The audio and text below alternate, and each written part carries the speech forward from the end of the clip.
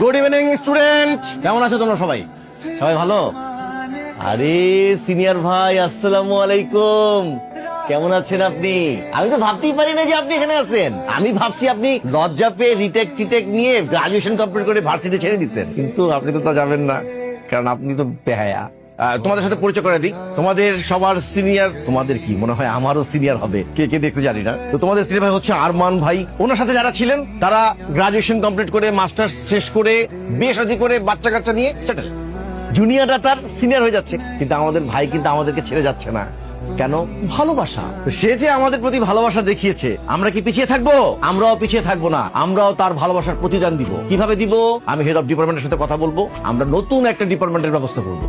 সেই ডিপার্টমেন্টের বিষয়বস্তু কি হবে?